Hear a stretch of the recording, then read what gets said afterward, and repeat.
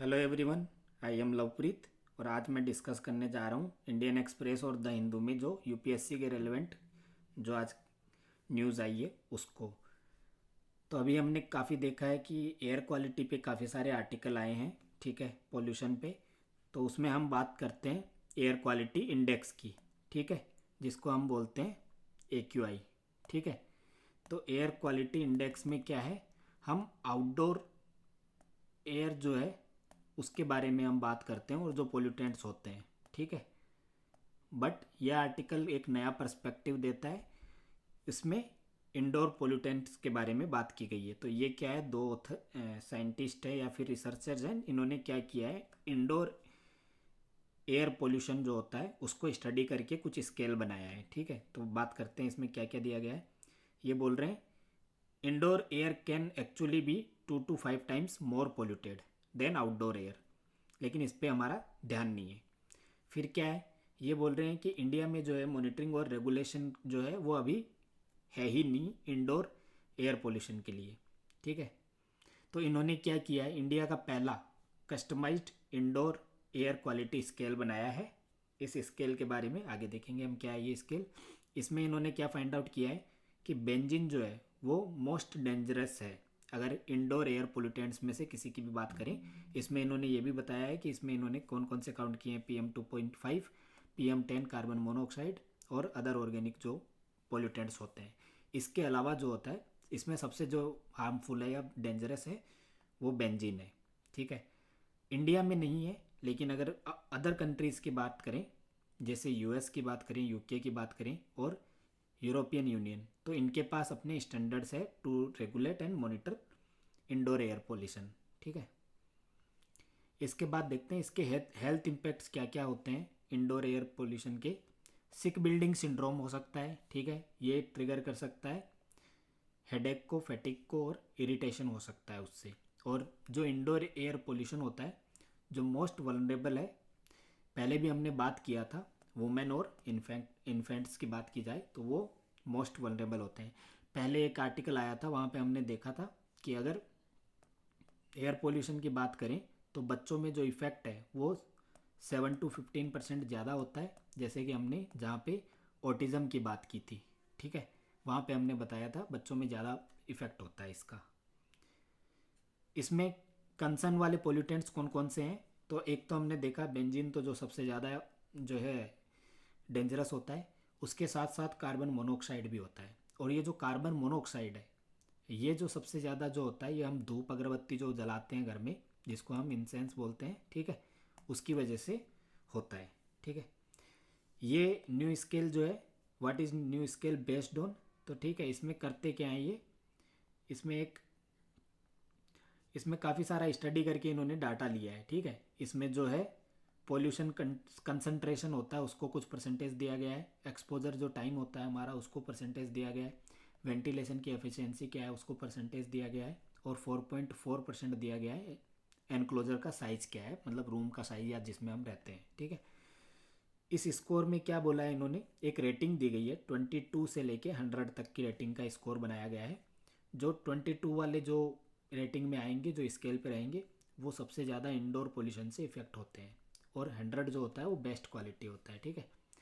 आगे इसमें बात की गई है जो मीथेन होता है ना, वो जो कार्बन डाइऑक्साइड होता है उससे काफ़ी ज़्यादा पावरफुल होता है इन टर्म्स ऑफ क्लाइमेट को वार्म करने में, ठीक है। अच्छा, इसमें आगे यहाँ पे रीज़न भी दिए गए हैं इंडोर पोल्यूशन क्यों हो रहा है, तो इसी में जो सॉल्यूशन दिया गया है उसी में एक रीज़न छुपे हैं, ठीक है।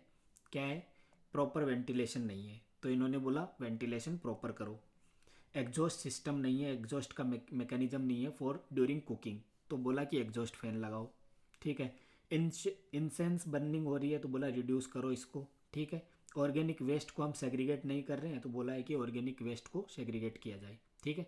और इसके अलावा क्या करना है, रेगुलर डस्टिंग करनी है, इंडोर में ग्रीनरी लगानी है, और सिंथेटिक जो एयर फ्रेशनर्स जो हम यूज करते हैं उनको मिनिमाइज़ करना है, और हार्श केमिकल्स जो होते हैं उनको भी मिनिमाइज़ करना है, उनका भी यूज़, ठीक है। तो ये नया पर्सपेक्टिव है, ये इंटरव्यू में बोलने के लिए काफ़ी हेल्पफुल हो सकता है। मेंस में भी अगर लिखना हो तो हम यहाँ वहाँ लिख सकते हैं कि focus should be on indoor pollutants और इंडोर पोल्यूशन ऑल्सो। ठीक है, तो ये जनरली किस कैटेगरी में आया है, GS 3 में आ जाएगा। ठीक है, मेनली ये इंटरव्यू के लिए देख सकते हो आप कि कुछ पॉइंट है जिसमें पोल्यूशन के रिगार्डिंग कुछ बोला जा सकता है। ठीक है, फिर हमारा जो है आदित्य L1 मिशन के बारे में इन्होंने दिया है, तो एक बार इसमें देख लेते हैं। आदित्य L1 मिशन जो है 2023, ठीक है, 2023 में लॉन्च हुआ था। ठीक है, ये इंडिया का फर्स्ट मिशन था dedicated for space based solar mission के लिए। तो इसका जो प्राइम मोटो था वो सोलर एटमॉस्फेयर को स्टडी करना। ठीक है, ठीक है, तो सोलर एटमॉस्फेयर को इसको स्टडी करने का इसका पहला जो मेन पर्पज था वो ये था। ये लॉन्च किया था, इसरो ने लॉन्च किया था। ठीक है, और इसमें हम देखते हैं कि इसको जो पोजीशन किया गया है, ठीक है, जो पोजीशन किया गया है, तो हमारे जो एटमॉस्फेयर आउटर एटमॉस्फेयर है, ठीक है, तो उसमें क्या है 4 या 5 लैग्रांज पॉइंट्स हैं। ठीक है, लैग्रांज पॉइंट्स कौन कौन क्या होते हैं, ऐसे पॉइंट एल पॉइंट्स बोलते हैं इनको। ठीक है, L1 L2 L3 L4 L5। ठीक है, तो ऐसे नाम दिया गया है। ये ऐसे पॉइंट्स हैं जहाँ पे जो है अगर किसी स्पेसक्राफ्ट को पोजीशन किया जाए और सामने अगर सन हो तो उसमें क्या होता है कि जो सन का जो ऑब्जर्व किया जाता है सन को, उसमें कोई ऑब्स्ट्रक्शन नहीं आते हैं। जैसे कि सन के जो मैग्नेटिक फील्ड जो होता है जो क्रिएट होता है, तो वो उस पर्टिकुलर पॉइंट पे कोई इफेक्ट नहीं डालता है। ठीक है, और ये अगर देखा जाए तो ये इसरो का second astronomy observatory class mission था आफ्टर एस्ट्रोसेट। ठीक है, तो एस्ट्रोसेट के बाद ये सेकंड था जिसमें हमने एस्ट्रोनॉमी ऑब्जर्वेटरी जो है उसके क्लास का जो मिशन था वो ये था। ठीक है, इसके बारे में ये बताया गया है, ये इसमें कुछ क्रूशियल पैरामीटर्स हैं जिनको ये रीड करता है। उसमें है एक कोरोनल मास इजेक्शन। ठीक है, तो ये कोरोनल मास इजेक्शन क्या होता है, आपको पता है सन होता है, सन का जो आउटर लेयर होती है, ठीक है, वहाँ से स्ट्रॉन्ग विंड्स निकलती है और सोलर फ्लेयर्स निकलते हैं, तो उसमें जो मास का इजेक्शन होता है उसको बोलते हैं कोरोनल मास इजेक्शन। ठीक है, इन एडिशन इसमें इन्होंने ये बताया इट प्रोवाइड से जो ये मिशन है इट प्रोवाइड से view of it provides a view of the sun for 24 hours every day because of being at the sun earth Lagrangian L1 location where the sun never sets. ठीक है, तो वहाँ से क्या होता है, ये जो 5 पॉइंट्स होते हैं वहाँ से सन हमेशा दिखता रहता है और उसका क्लियर पिक्चर आता है, ऑब्स्ट्रक्शंस नहीं आते हैं। ठीक है, ये आदित्य L1 मिशन के बारे में था। आगे देखते हैं, ये साइंस एंड टेक का पार्ट था। ठीक है, तो ये GS 3 में आप देख सकते हो, बट इसमें प्रीलिम्स स्पेसिफिक न्यूज़ जो है वही काम की है, अदरवाइज इसमें जो है बाकी और कोई काम का ये मुझे लगा नहीं। ठीक है, फिर आता है does India need nutritional transformation. ठीक है, तो काफ़ी अच्छा आर्टिकल है। हम फूड सिक्योरिटी की बात करते हैं। ठीक है, तो उसमें एक जो एस्पेक्ट आता है वो आता है न्यूट्रिशनल सिक्योरिटी। ठीक है, तो उस पर हमें फोकस करना है, फूड सिक्योरिटी के साथ साथ न्यूट्रिशनल सिक्योरिटी पे भी फोकस करना है। ठीक है, इसमें क्या बोला गया है कि पहले बताया गया है कि फंक्शनल फूड्स क्या होते हैं, फिर स्मार्ट प्रोटीन्स क्या होते हैं। ठीक है, ये आप पढ़ लेना, ये काम की चीज़ नहीं है, इसलिए मैं इसके बारे में डिटेल में नहीं जा रहा हूँ। लेकिन इंडिया में ये बोला जा रहा है कि हमें ऐसे फूड्स की ज़रूरत क्यों है। ठीक है, तो एक फैक्ट है कि मोर देन 1/3, ठीक है, जो इंडियन चिल्ड्रंस है वो स्टंटेड है। ठीक है, उनमें न्यूट्रिशंस की कमी है।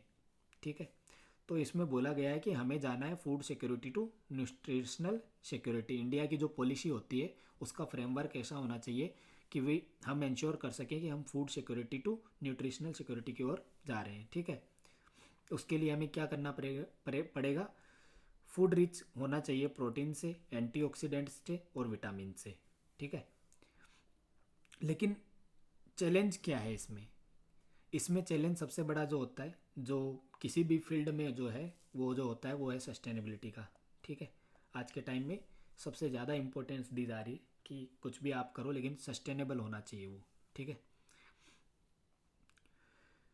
तो अगर फंक्शनल फूड्स की बात करें तो उसमें साइंटिस्ट ने क्या क्या डेवलप किया है, जैसे बायो फोर्टिफाइड क्रॉप्स डेवलप किए जिनमें जिंक एनरिच्ड राइस हो गया, ठीक है, और आयरन रिच पल मिलेट हो गए, ठीक है। तो ये कुछ एग्जांपल्स हैं फंक्शनल फूड में, ठीक है।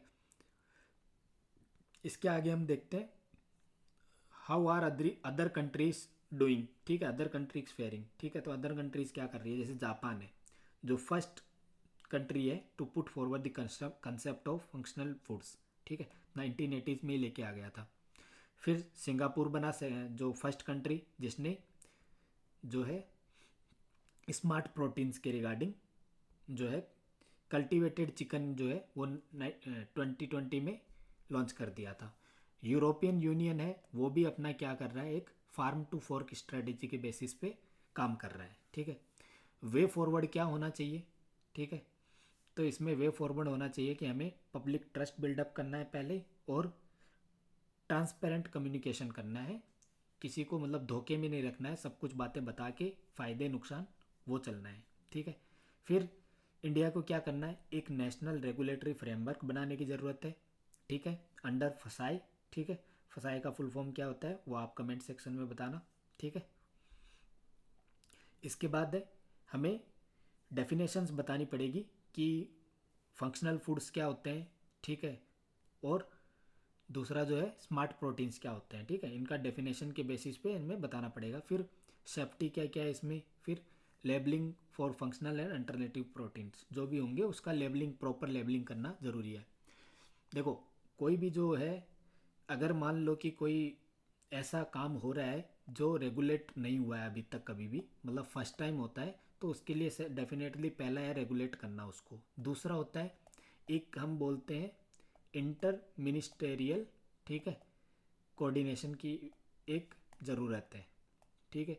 क्योंकि हमने क्या है ना कि अलग अलग मिनिस्ट्रीज़ बना दी है, तो मान लो कि एनवायरनमेंट मिनिस्ट्री है, ठीक है, और एक अपना लॉ मिनिस्ट्री, अगर उनके बीच में कोऑर्डिनेशन नहीं होगा तो डेवलपमेंटल जो होता है प्रोसेस डेवलपमेंट का वो कहीं ना कहीं हिंडर हो जाता है। सिमिलरली अगर फूड की बात की जाए तो फूड में भी इंटर मिनिस्टेरियल कोऑर्डिनेशन ज़रूरी है।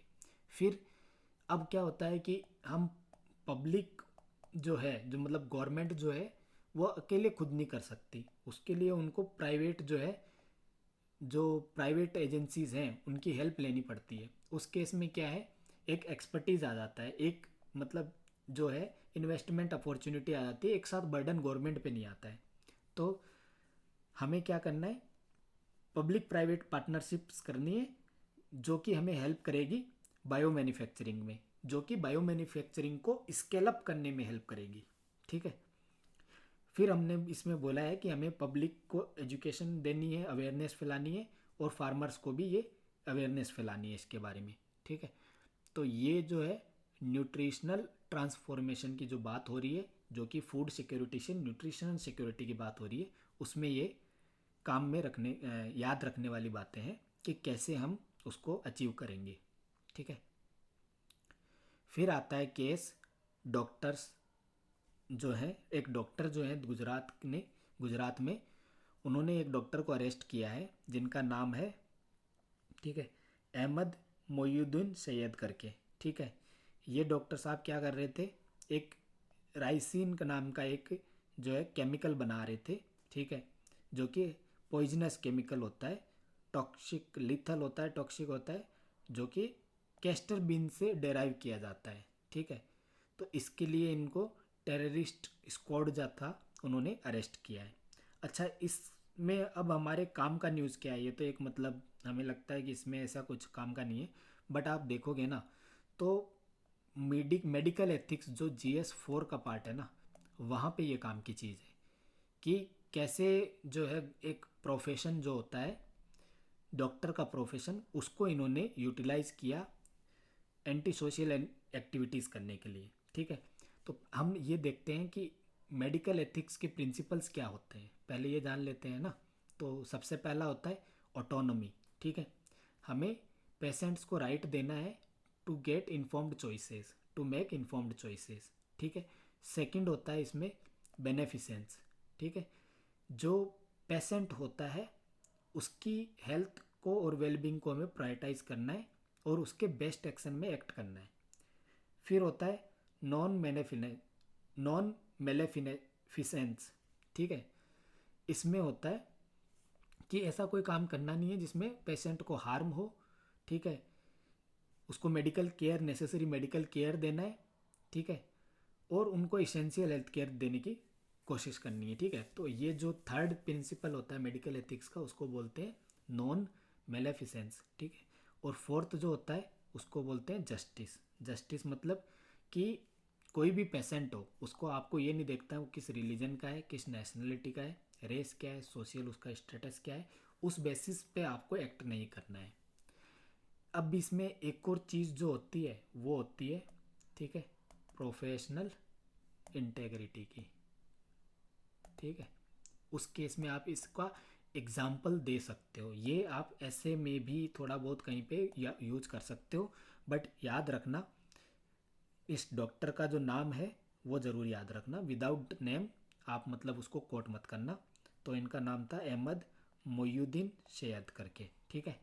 तो ये मेडिकल एथिक्स के रिगार्डिंग एक अच्छा न्यूज़ था, ठीक है।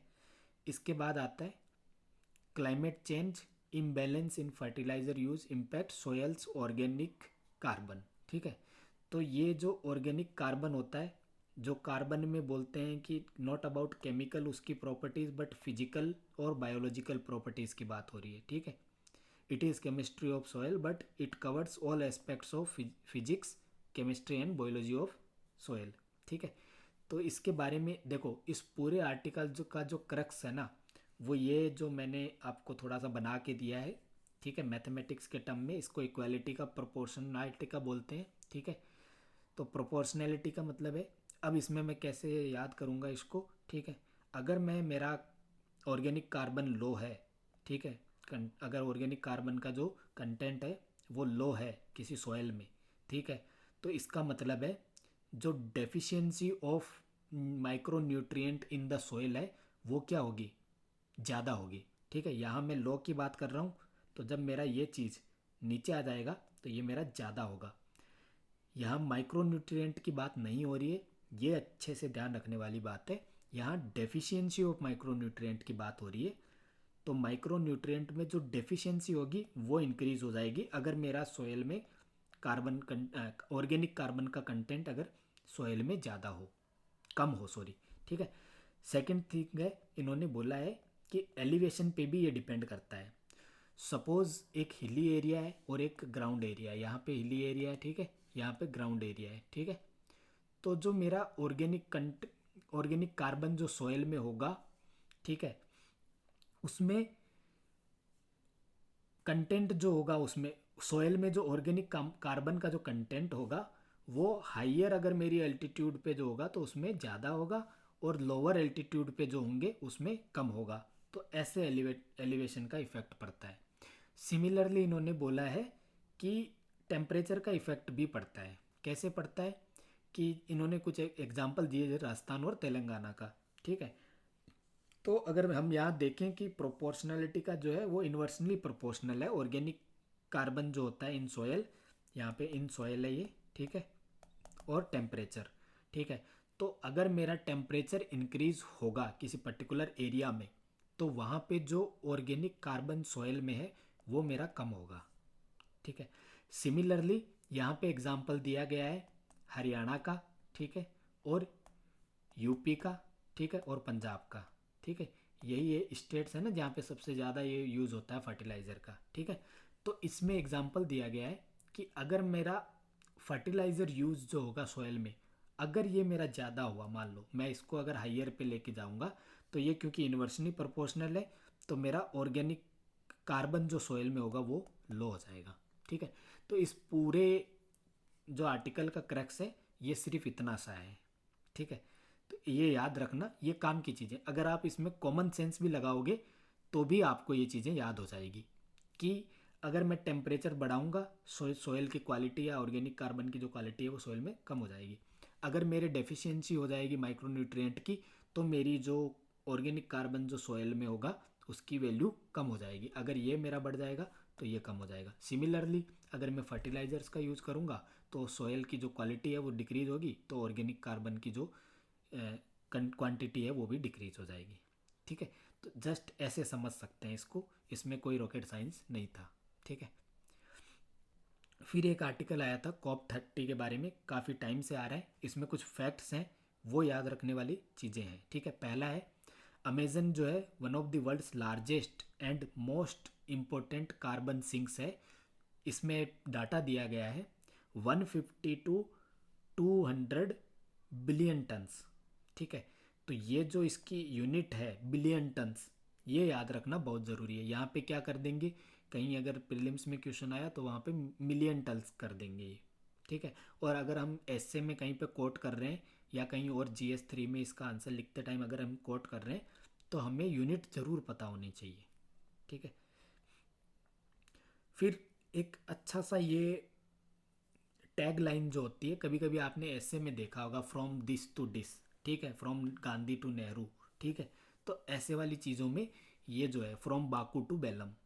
ठीक है, अगर कोई क्लाइमेट चेंज के रिगार्डिंग कुछ भी आता है तो हम वहाँ पे एक एनकडोट स्टार्ट कर सकते हैं, from Baku to Belem these things happen but these things doesn't happen, didn't happen. ठीक है, तो ये वाला जो है आप इस वे में एक इसको बाकू टू बेलम एक मतलब टैगलाइन या एक फ्रेज है वो याद रख सकते हो इसको आपके ऐसे में यूज करने के लिए स्पेशली। ठीक है, और या फिर GS3 में जहाँ पे क्लाइमेट चेंज की बात आ रही है, या जहाँ पे कॉप के रिगार्डिंग, कॉन्फ्रेंस ऑफ पार्टीज़ के रिगार्डिंग जो है कोई भी अगर क्वेश्चन आता है तो। ठीक है, अब इसमें क्या हुआ, हमने हमेशा देखा है जो पेरिस क्लाइमेट एग्रीमेंट थे उसमें किया क्या था उन्होंने। ठीक है, उन्होंने बोला कि हम 2030 का टारगेट लेके रख चलेंगे, बट धीरे धीरे क्या हो रहा है, ये कार्बन ये जो टारगेट है ये शिफ्ट हो रहा है। अब ये गोल चला जा रहा है 2035 की, क्योंकि ये अचीव ही नहीं हुआ। ठीक है, तो इसलिए क्या है, इसको बढ़ा दिया गया है। फिर आगे हम देखते हैं। ठीक है, जो COP28 हुआ था उसमें एक फंड बनाया गया था, loss and damage fund.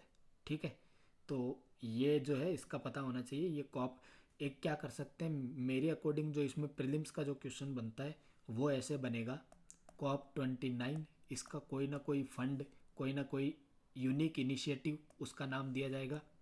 COP28 का जो है उसका कोई यूनिक इनिशिएटिव उसका नाम दिया जाएगा, और COP30 इसका कोई यूनिक इनिशिएटिव जो कि हमने देखा था क्या था, ट्रॉपिकल फॉरेस्ट। ठीक है, जो TFF करके था ना, ट्रॉपिकल फॉरेस्ट फाइनेंस फंड करके। ठीक है, तो ये जो चीज़ें हैं ऐसे क्वेश्चन बन सकते हैं प्रीलिम्स में। ठीक है, फिर इंडिया जो है वो COP30 में जो है मेनली जो है वो चैम्पियन मतलब कैंपेन करेगा। क्या करेगा, सॉरी कैंपेन नहीं है ये चैंपियनिंग ही है। इसमें बोला गया है क्लाइमेट जस्टिस के बारे में और principle of common but differentiated responsibilities CDR का जो कंसेप्ट है इंडिया जो है उसको आगे फॉरवर्ड करेगा। ठीक है, इसमें बस इतना सा ही आर्टिकल में जो है वो काम की चीज़ें थी, बाकी जो है वो वही मतलब पुराने वाली चीज़ें हैं।